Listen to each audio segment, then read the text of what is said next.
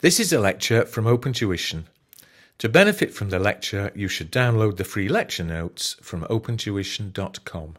Right, well, having seen now in the previous two chapters how to establish gains, losses, put them together for the tax year, establish taxable gain and compute the tax thereon, and in so doing deal with some of the problems that we have, mostly recognition of what cost to apply against any proceeds, any disposal consideration, like with the shares in the previous chapter. What we now deal with is capital gains tax reliefs. Reliefs that apply to individuals here. Obviously, this is all to CGT, all to do with CGT. It's all about individuals. As we've said many times before, when we come to corporate tax, we'll follow on with the capital gains issues pertaining to corporate tax. And again, what we'll discover in that particular section, going to be life is a whole lot easier, because there's only one of the four reliefs that we're about to see in this chapter that pertains to individuals. Only one of those pertains in corporate tax, and we'll see that in the relatively near future. There are different reliefs that we have to deal with. Obviously here you can see the first one called entrepreneurs relief. There's a lovely name. What we have though is three very different types of relief that we need to discuss before we go into the detail of any one of them. In terms of these reliefs, first one that we will see, entrepreneurs relief. Now what this relief is, though it's referred to as a relief, is actually a tax rate. The tax rate is 10%, clearly the best, the lowest CGT rate that we could ever face. Now, of course, what will happen is that only certain gains on certain qualifying business assets will actually enjoy this low CGT rate of 10% there. The only other time we could get a 10% rate is when we're dealing with other assets, other than any residential property anyway, where the gain that arose would fall into what remains from your basic rate bound, from your taxable income in your income tax computation.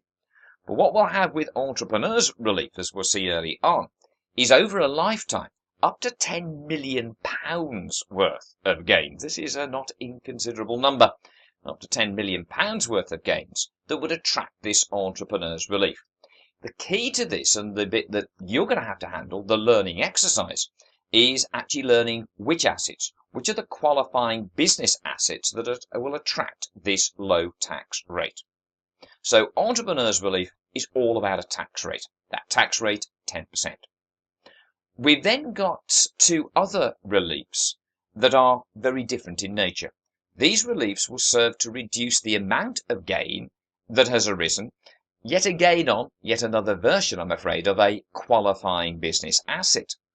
That's your problem with these reliefs, learning where there are so many different qualifying business assets, which ones qualify for entrepreneurs relief, as we see here, which ones qualify for what are then two deferral reliefs that go by the name of rollover and gift relief there.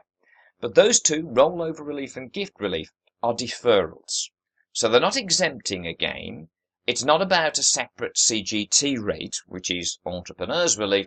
What that is about is deferring a gain that has risen on a disposal now in our current tax year, being able to defer it to a later point in time. Obviously, what we've got to see, therefore, is the manner of those deferrals and who that impacts upon and when it impacts.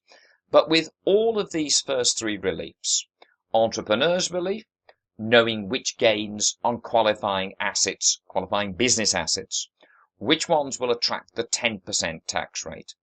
And then on the two deferral reliefs, rollover relief and gift relief, which are the qualifying business assets that will attract those reliefs, deferrals, reducing a gain that would have been chargeable now, and deferring it until a later point in time.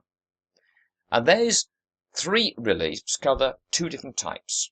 Entrepreneurs relief, a tax rate. Rollover and gift relief, deferrals. And then finally we'll see probably the best of the lot in terms of mitigating your CGT liabilities, something called principal private residence relief. Again, any taxpayer in the UK may have their own home, the family home there. And if they've got more than one property, only one of these can attract what is called the principal private residence relief. But what it will allow for is an exemption, a gain that will now be through principal private residence relief, an amount, usually all of the gain, but in an exam question only part of the gain, but usually all of the gain to be exempted from CGT. Now that's as good as it gets. It is one thing to have a low tax rate. It is another thing to be able to defer a gain from being chargeable now to being chargeable later there. But it cannot be any better than gains being exempted. They're never going to be chargeable, no tax rate, not going to be deferred to the future. They are exempted, end of story. So there we go. We've got our 4 reliefs there. We start with entrepreneur's relief. This is the lower tax rate of 10%. We'll move to the deferral reliefs, rollover and gift relief. And finally, we'll come to the best of the lot, as it were, principal private residence. We'll come to know and love that as PPR, principal private residence relief, where we'll see what amount of any gain on the disposal of your house, your principal private residence there, what amount of that gain will be eligible for this exemption. As I say, in real life, it is usually that all of the gain for most taxpayers would indeed be exempted.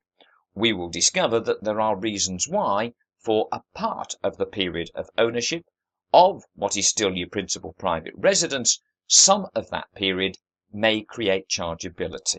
But that awaits us at the end of this chapter.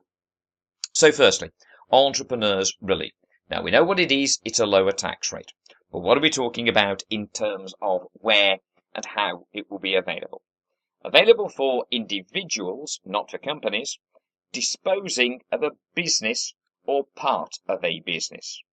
So it is not going to be available simply because, for example, an unincorporated trader sells off an asset that he or she uses within that trade.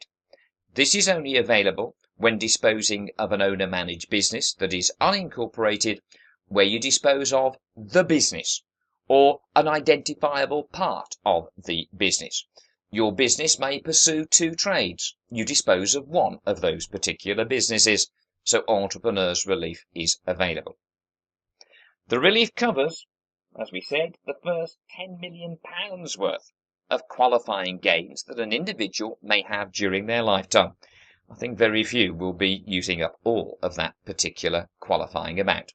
But again, it's a fact that when asked to discuss, not just calculate, but also explain the tax implications of a transaction, when you're discussing why it is that entrepreneur's relief is available, that again is one to mention in such a discussion. What does it do? That the gain qualifying is going to be at a tax rate of 10%, regardless of your person's taxable income. Whether you are still basic rate or higher rate or additional rate, this is a flat 10% tax rate for all your qualifying gains. So what are the conditions? What needs to be learnt here? Well, first of all, there's a period of ownership that is required. You've got to own for 1 year, at least a minimum 1 year qualifying period prior to the date of disposal. So what qualifying business assets might we then be disposing of? A disposal of the whole or part of a business that is unincorporated, i.e. you're a sole trader or you're dealing with a partnership. So as we've said, that the relief is not available if a trader simply disposes of an asset that is used in the trade. But see the next point on the sale of assets post cessation of trading.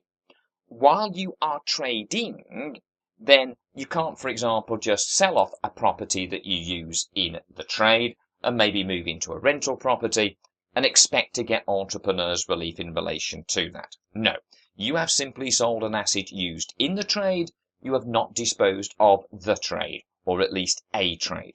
So there's a distinction. But what may happen, sadly, to that trade is that it's no longer a viable going concern, so the individual ceases trading. So clearly, there's no value of goodwill that could be sold, but there may be a property. And it may not be immediately possible to sell that property. So assets of the business that has now ceased will have to be sold off on a one-by-one, a piecemeal basis, one by one, over a period of time that extends beyond the cessation of trading. It would be harsh indeed not to allow the taxpayer entrepreneur's relief on what might still be a substantial gain made on a business property that they had used in their trade for potentially many years, simply because they weren't trading when they sold it. They weren't selling a trade, they were simply selling an asset they'd used in that trade. So a big distinction between while you're still trading and you sell an asset off used in the trade, that won't be eligible for entrepreneur's relief. And you've actually ceased trading and you're now looking to sell the assets as quickly and for as much money as you can. There, any such qualifying gains, that is basically going to be a business property, that would qualify. There is a period of time in which you have to sell that off, and that again we'll discuss in a moment's time. Assets must be used for the purpose of the business, so the relief is not available on investments, only again in relation to business assets. Individual business assets of the individuals or partnerships trading business that has now ceased. Note the disposal of assets must take place within, there you go, there's your period, 3 years of cessation of trading. So their assets can be sold off post cessation of trading on an individual basis, not as part of a trade sale, and because you had previously traded, you will be entitled to entrepreneur's relief.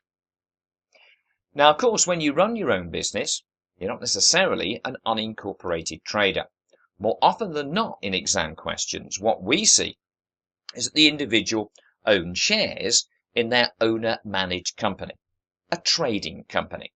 And what they'll be doing is to dispose of not necessarily all of their shares, but some of their shares, and a gain will arise thereon. As long as these shares qualify, we'll look at that in a moment's time, then again, entrepreneur's relief will allow a 10% tax rate to apply to the gains. So the disposal of shares in a trading company has to be a trading company. Again, you'll be told, where the individual has at least a 5% shareholding. So minimum level of shareholding for this to be available, 5%. So 5% shareholding in the company and is also an employee. Now, it doesn't matter whether you're part-time or full-time, but you're an employee of the company and have been so for the 12 months prior to the date of disposal. There is no restriction of the relief if the company owns investments. The company is either a trading company or is not. So, if you're an unincorporated trader, you individually own the assets. Only on the qualifying business assets are you entitled to entrepreneur's relief. If you sell off one of your investments, that is not entitled to entrepreneur's relief. But if you own shares in what is a trading company, but that trading company happens to have and would only be a small part of the overall value of the company, I would hasten to add, but happens to have the odd investment, and you sell shares, then you're still going to get your entrepreneur's relief. If, of course, the level of investment holdings within that company are too high, such that it challenges the fact that it is a trading company, then there wouldn't be any entrepreneur's relief at all. So there's no issue here of apportionment. Either it is, and in any exam question you see, they're basically going to say it's a trading company or it's an investment company. Trading company, fine, you get your entrepreneur's relief. If it happens to have the odd investment on its balance sheet, not a problem. Investment company, no, you don't get entrepreneur's relief on the gain on those shares. So there you go, you've got a learning exercise. You've got to learn which assets are qualifying business assets that therefore will attract this relief. Obviously, of course, there's always a time limit in relation to any such claims, and it's written out there for you to be aware of. Again, you only do that, you'll only put it in your answer if they actually ask for it. If not, it's irrelevant, leave it alone. So what have we got? Example 1. Calculate Daisy's capital gains tax in 1718. So we're going to do a calculation of CGT liability. Right, there, 3rd of September 17, so yeah, that's in the 17-18 tax year, sold a business that she ran as an unincorporated trade since February 2011. Clearly, therefore, more than 12-month period of ownership. The sale resulted in the following capital gains and capital losses on the disposal of the business assets. Goodwill, factory, warehouse, or assets used within the trade. Now, in an exam question, unless it's an objective testing question, just a 2-marker, you're going to probably have to calculate these gains and losses. That will be part of the overall exercise that you have to undertake. But in an objective testing question, it could be like this. You're just given the numbers. So what we've got to do, therefore, is to establish what those net gains are. So 250 plus 320 there. So what's that in terms of the goodwill and the factory? That's going to be, what, 570,000. Take away the loss on the warehouse of 90,000, and therefore we're talking about net gains on this business of £480,000.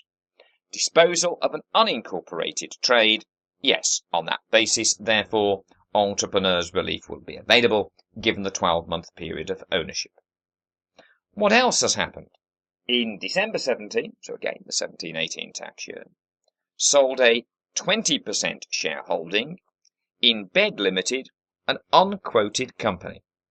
Daisy had been an employee of Bed Limited from the date that she acquired the shares in July 12. The gain arising was £370,000. Now, again, will probably say in any exam question, just to make sure there's no doubt, unquoted trading company there. Again, if it's to be an investment company, they're going to have to tell you it's an investment company. So otherwise, it will be a trading company. Now then, do we get entrepreneurs' relief?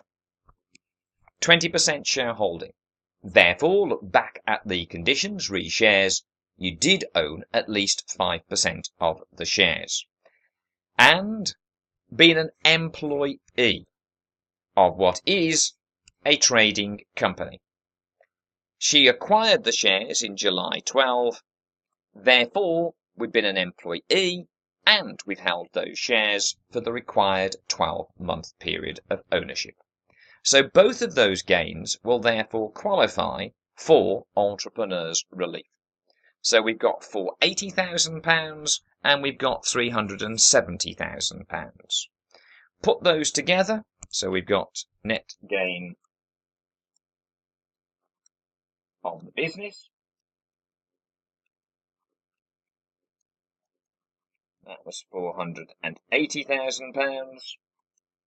We've got the gain on the shares. What was that? £370,000. Put those together, what have we got there? Some £850,000 of total gains. That's it for the tax year. Well, I think it's more than enough indeed. That's it for the tax year. Net gains 850, all of which here will attract entrepreneurs' relief. Those are the gains made, the only gains made. Are those the taxable gains? No, of course. You would look to reduce any gains by, well, what we've already done in calculating that figure, the net gain on the disposal of the business. We had a loss on the warehouse. Again, when you dispose of the assets there, the chargeable assets of the unincorporated trade, if you have, as here, a mix of gains and losses, then you will establish the net gain in relation to the disposal of the business. Gains on shares, 370, total 850. What we have, therefore, is an AEA for our 17-18 tax year, which, of course, we know now to be £11,300. Take it away, and we will have our taxable gains there. And what's that going to be? 838,700, that would appear to be. 838,700 are the taxable gains, taxed at 10%. If you were doing a written question, you would have a little note here, reference note 1, 2, 3, whatever it might be now, explaining why it is that entrepreneurs relief would be available. That 10% would be what? 8387, so £83,870 would be our CGT liability. If we had to say when we'd pay the tax, it's the 31st of January following the end of the tax year, of course.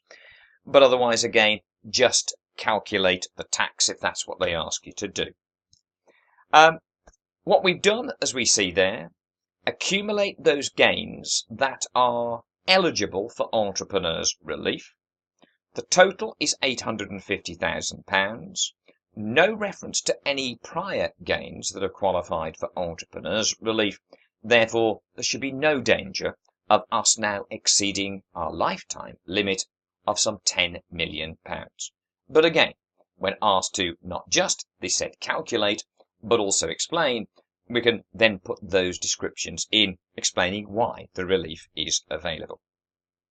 Okay, now there, all of the gains made during the tax year are gains that qualify for entrepreneurs relief.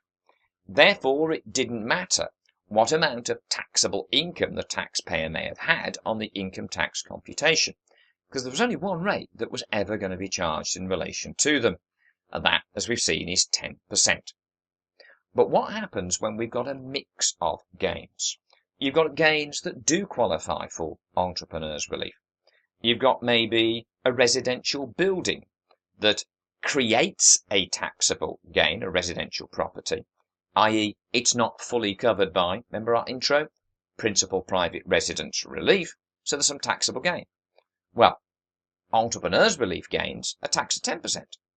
On residential property, it's either 18 or 28, depending on do you have any basic rate band. And if you've got any other assets, it's 10 or 20%. So what you've now got is the potential for more than one CGT rate to be applicable to different gains made by the taxpayer during the tax year. So we're going to have to keep these gains separate, as we will see. Let's look at what the notes tell us. As we know, the gains qualifying for entrepreneurs relief must be taken into account now. This is the bit that we need to be aware of. Taken into account when establishing which tax rate applies. We've just seen that we could be talking ER gains, entrepreneurs relief gains, which are just 10%. Other assets, not residential property, where depending on do you have any basic rate band remaining from your income tax computation, based on the level of taxable income that was there, is it 10%, is it 20%? And if it's residential, then we're talking in terms of 18 or 28.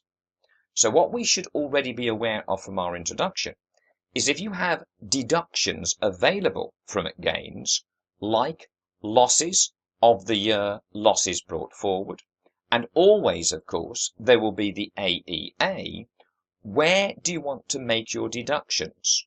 Do you want to make your deductions from ER, entrepreneurs relief gains, that would be taxed at 10%, from other assets where it's either 10, though more likely 20%, or indeed from residential property gains where it's 18 or more likely 28. Of course, you are going to want, and thankfully we are allowed to, make those deductions for losses for AEA against those gains that will attract the highest tax rate. I would rather reduce gains taxed at 28% from gains that are taxed at 20% from gains that are taxed at 10%. So, gains qualifying for entrepreneurs relief must be taken into account when establishing which tax rate applies to other taxable gains in the tax year, in that they are deemed to firstly use any amount of unused basic rate band. I'll come back to that in a second. And as we've just said, the AEA and any capital losses should, however, be deducted firstly from the gains that do not qualify for entrepreneurs relief, as they are taxed at a higher CGT rate, such as the 20% on other assets and or the 18 and 28% that applies to residential property. How we've got to deal with this is to separate out those gains that qualify from ER, those gains that do not qualify. In fact, we may have 3 columns in terms of categories of assets and the gains arising on them in the tax year. ER assets, other assets, and residential property. And when it comes to calculating taxable gain, any losses, any AEA will be deducted firstly from those gains that are taxed at the highest rate. Residential property before other assets, before finally the ER assets there. Now, I'll come back to this point here, which is to do with, well, when we refer back to the income tax computation, we look to see, do we have any basic rate band still available? Because that would mean on the non-ER, non-entrepreneurs relief assets, that it would either be 10% or 18%, whether it's other assets, whether it's residential building. So we need to know, do we have any available basic rate band? What this is going to do is to say that even though your entrepreneurs relief assets will only ever be taxed at 10%, even though only ever 10%, they will always be deemed to be the first gains that are taxed. And in that way, if we happen to have some available basic rate band from the income tax computation, sadly, those gains, entrepreneurs relief qualifying gains, that will be taxed at 10% anyway, because that's the entrepreneurs relief tax rate, those gains will be deemed to have used up any remaining available basic rate band. Now, we'll see that point and the point about losses and AEA deduction in this example too, and hopefully it will then become more apparent. Right, have a little read through our information there for a moment, please, and then you consider how it is we're going to make deductions from those gains and how we are then going to tax those gains.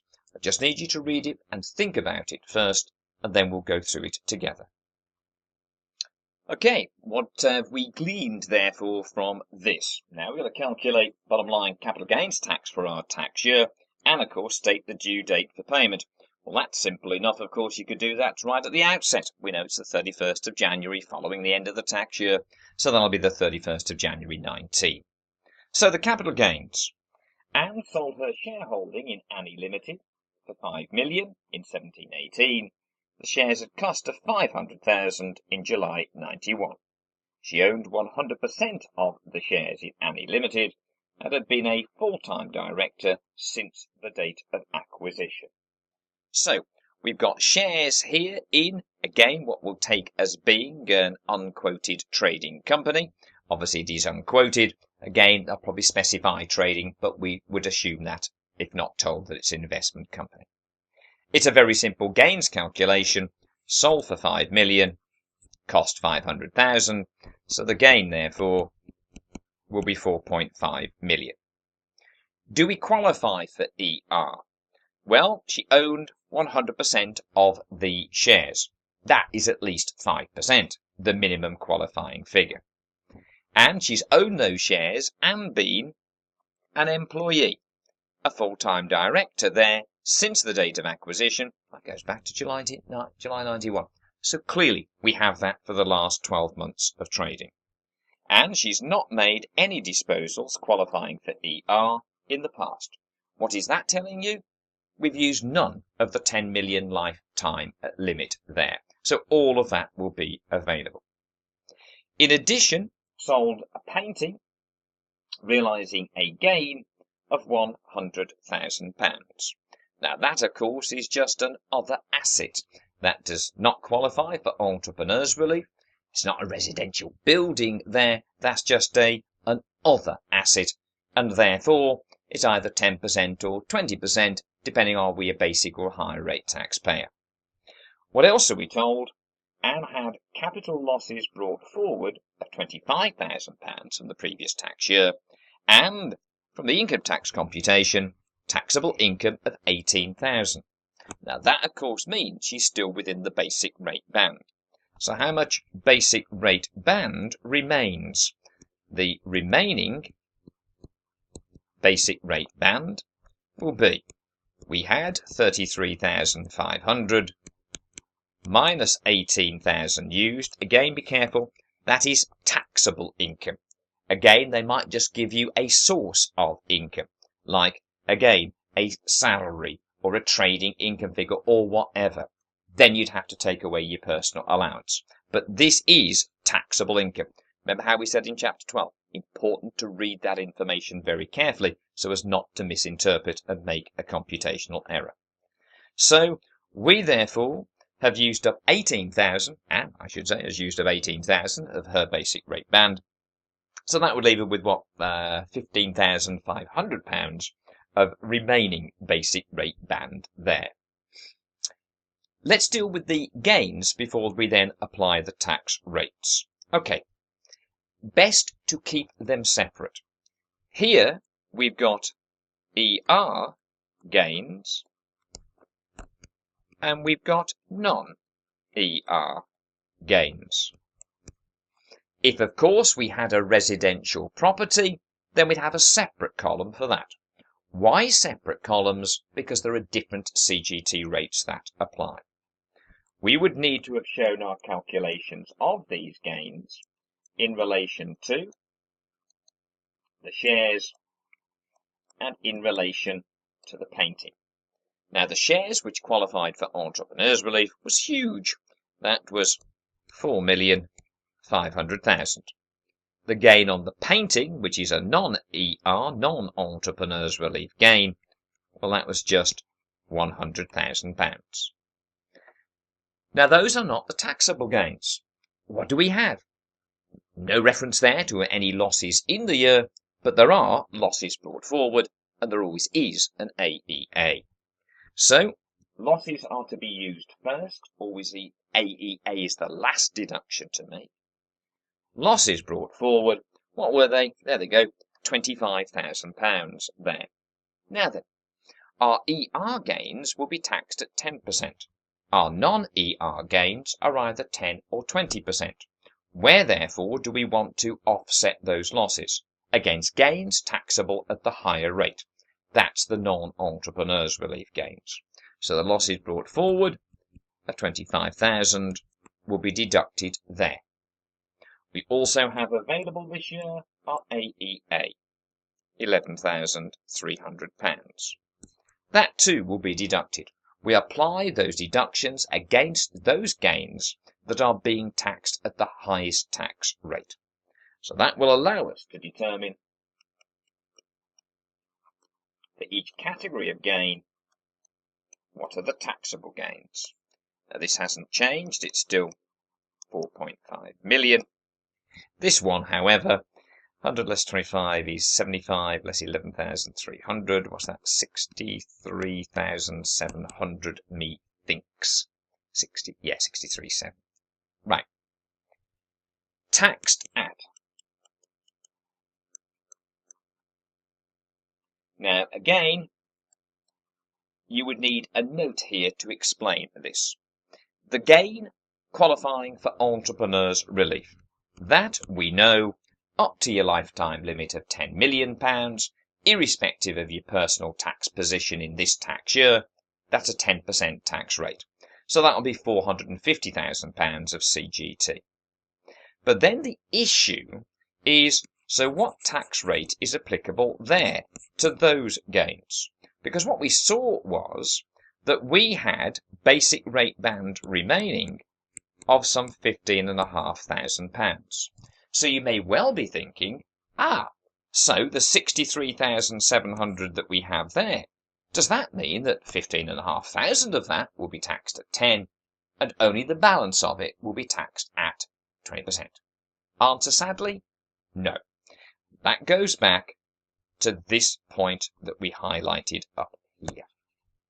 It says, the gains qualifying for ER, here 4.5 million, must be taken into account when establishing which tax rate applies to the other taxable gains in the tax year, in that they, the gains qualifying for entrepreneurs relief, are deemed to firstly use any amount of the unused basic rate band.